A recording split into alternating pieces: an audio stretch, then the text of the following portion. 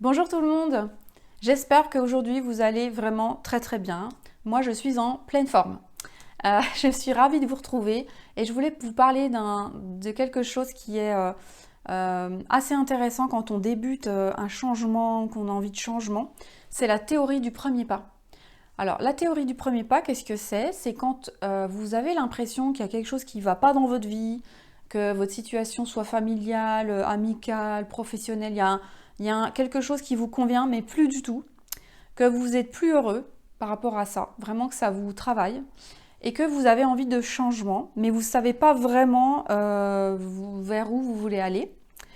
Et vous n'avez même pas envie, par exemple, d'aller voir un coach ou quelqu'un ou un psy qui va vous aider. Et vous êtes un peu comme ça dans l'impasse. La première chose voilà, que j'ai envie de vous dire, c'est quelque chose que vous pouvez faire tout seul, c'est de répondre à la question suivante. Pour changer cette situation, même si vous ne savez pas encore très bien où vous allez, quel serait le premier pas que vous pourriez faire? Tout simplement. La première chose, le premier pas, le premier petit pas même que vous pourriez faire. Parce que parfois, en fait, le changement, ça vous semble comme une montagne. Par exemple, je prends un exemple. Votre métier ne vous convient plus du tout. Vous allez tous les matins à reculons dans votre métier. Vous avez mal au ventre. C'est compliqué. Vous avez vraiment envie de changer, mais vous voyez absolument pas comment vous allez faire. C'est un chantier énorme pour vous. Quel est le premier petit pas que vous pouvez faire pour ouvrir une petite porte quelque part qui va peut-être vous emmener vers un autre chemin? Mais pour l'instant, vous ne connaissez pas le chemin ni l'arrivée. Est-ce que ça sera par exemple, je ne sais pas, de consulter d'autres offres d'emploi, de regarder les formations, de faire un peu moins d'heures dans votre travail pour avoir un peu plus de temps pour justement vous pencher sur la question? Je ne sais pas. Il y aura sûrement un premier pas à faire. Personnellement, en fait, j'utilise souvent ce premier pas quand je suis vraiment, vous voyez, dans le mur en face de moi. Quand je me dis, mais là, je vois pas de solution. Je suis coincée et c'est déprimant, quoi. Je sais pas comment faire. J'ai l'impression qu'il n'y a rien qui est possible pour améliorer. Alors, heureusement, ça m'arrive pas souvent non plus. Ça m'arrive pas tous les 4 matins d'être comme ça. Ça fait longtemps que ça m'est pas arrivé. Je touche du bois. Mais parfois, on se dit, mais j'ai tout essayé, il n'y a rien qui marche, et je me sens pas bien, et donc il faut que ça vienne, qu'il y ait un changement, quoi. Et qu'est-ce que je fais? Donc ce premier pas, pour moi, je prends mon cahier et je commence à noter des idées de premier pas. Mais des petites choses, mais des fois, on s'en fout que ça soit absurde ou bête, ou peut-être que quand on le lira dans 2 ans, on se dira, mais pourquoi j'avais écrit ça? C'était débile. Mais c'est pas grave, sur le moment, qu'est-ce qui nous vient? Et ensuite, j'essaye d'avancer sur ces petites choses. Mais ça peut vraiment être des choses mais minimes, hein. Par exemple, vous dites je n'ai jamais assez de temps pour moi, j'en peux plus, mes journées sont horribles, c'est vraiment je suis pas heureuse, j'arriverai jamais à avoir du temps pour moi, c'est trop difficile, je me suis oubliée, je fais jamais de sport, je fais rien pour moi, etc. Quel est le premier pas que vous pouvez faire par rapport à ça? Est-ce que ça peut pas être, je sais pas, 5 minutes par jour? Vous prenez le temps pour vous? Enfin, vous voyez, qu'est-ce qui est possible dans votre esprit? C'est pas justement à moi de vous le dire. C'est qu'est-ce qui est possible dans votre esprit à vous pour améliorer la situation par un petit changement. Et en fait, pourquoi ce changement il va être aussi important? Parce que c'est le moment où votre cerveau il a décidé que ça allait changer de la courbe de sens, le sens de la courbe. C'est-à-dire que pour l'instant, vous êtes dans une courbe négative où rien n'allait. Et là, par ce premier pas, tac, vous allez infléchir la courbe et ça va commencer à remonter. Mais peut-être ça va remonter un tout petit peu, mais déjà ça va arrêter de descendre. Et c'est le moment où vous n'aurez plus jamais envie de revenir en arrière ensuite. Puisque vous aurez fait ce premier pas, ensuite, vous pouvez être sûr qu'il y aura un deuxième pas. Il va venir le deuxième pas tout seul. Puis le troisième, puis le quatrième. Et pas après pas, votre vie, elle va changer.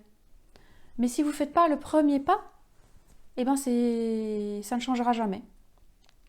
Je dis souvent à mes clients, il y a un proverbe, hein, c'est Einstein qui disait ça, je ne sais plus exactement la phrase, mais c'est pourquoi faire toujours la même chose en espérant un résultat différent.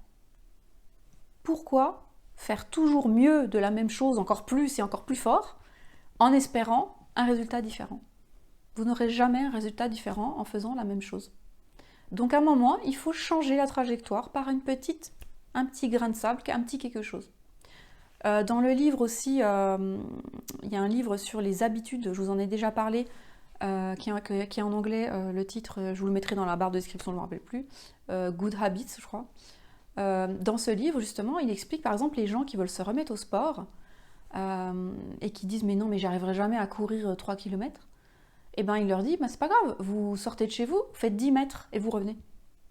Donc c'est le premier pas qui compte. Ou alors juste, vous mettez vos baskets et votre jogging. Et c'est tout. Pendant 2 semaines, vous faites que ça. Vous mettez vos baskets et votre jogging. Vous sortez même pas. Et puis vous vous recouchez, le lendemain, vous refaites pareil. Et vous refaites pareil comme ça, plein de fois. Ça va intégrer cette nouvelle habitude dans votre cerveau. Et une fois que ça sera tellement facile, vous dites, bah, je vais quand même pas juste faire ça. Votre cerveau, il va dire, bah, attends, on va marcher. Et une fois que vous aurez marché au bout de l'allée, et que ça sera intégré pendant 1 ou 2 semaines, bah, vous allez dire, bah, attends, je vais aller un peu plus loin, je vais faire 200 mètres. Et etc. Mais ce qui compte, c'est le premier pas. C'est de vous lever et de mettre vos baskets. Voilà. Donc si c'est que ça que vous pouvez faire pour le moment, dans tous les domaines, bah faites que ça, c'est pas grave. C'est déjà un premier pas. Si vous voulez arrêter de fumer, c'est pareil. Il y a des gens qui veulent arrêter de fumer tout d'un coup, de tout. Peut-être qu'il y a un premier pas à faire. Peut-être qu'il y a une fréquence à diminuer. Peut-être qu'il y a un moment dans la journée particulier où la cigarette elle est un petit peu moins importante que dans les autres moments de la journée. C'est peut-être ce premier pas-là qu'il faut franchir pour le moment. Ce n'est pas rien.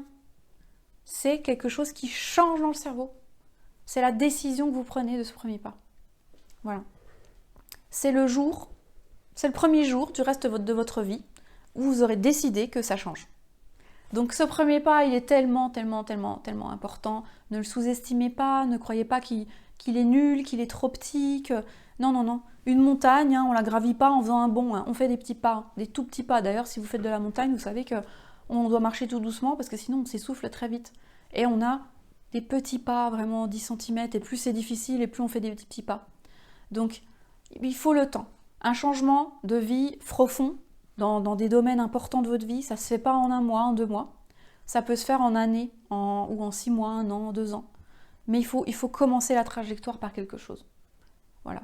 Donc c'est souvent quand on est trop ambitieux ou trop perfectionniste ou qu'on n'a pas assez confiance en soi qu'on fait même pas ce premier pas parce qu'on se dit j'y arriverai pas, de toute façon il y a tellement de trucs, je vois même pas par où commencer, c'est énorme, vous voyez c'est la montagne devant nous. Et ben non, on commence par le petit sentier et on marche sur les petits cailloux, puis on verra bien quand on sera dans la montée. Donc allez-y, je vous fais confiance, faites ce premier pas. Pour ceux qui ont déjà fait ce premier pas et qui ont gravi des trucs qu'ils pensaient jamais qu'ils allaient gravir, bah, dites-nous en commentaire pour motiver les autres qui n'osent peut-être pas faire un premier pas. Je ne sais pas si vous avez réussi à changer de métier, à vous devenir sportif, à devenir quelqu'un qui lit beaucoup, vous étiez quelqu'un qui était tout le temps à faire plein de choses et puis maintenant vous prenez soin de vous, vous étiez quelqu'un de colérique, vous êtes devenu quelqu'un de très calme qui sait gérer ses émotions, qui a des bonnes relations avec les autres. Des grands changements comme ça intérieurs qui vous avez traversé ça. Faites-nous des retours parce que en fait, on a rarement des retours positifs. Souvent, c'est les gens, bah, j'arrive pas à faire ça. C'est souvent des questionnements, mais les gens qui ont réussi, c'est pas comment dire, égoïste ou c'est pas superficiel ou vaniteux de dire qu'on a réussi à faire une épreuve. Au contraire, ça va motiver les autres. Donc, je vous invite à partager vos expériences, à liker cette vidéo si elle vous a intéressé, si bien sûr, et puis à la partager si vous sentez qu'il y a d'autres personnes que vous connaissez qui peuvent avoir envie de voir cette vidéo, que ça peut peut-être les motiver, et puis surtout à vous abonner à ma chaîne pour la faire connaître. Et je vous dis à bientôt pour une nouvelle vidéo. Check the mic and make sure it sound right, boys.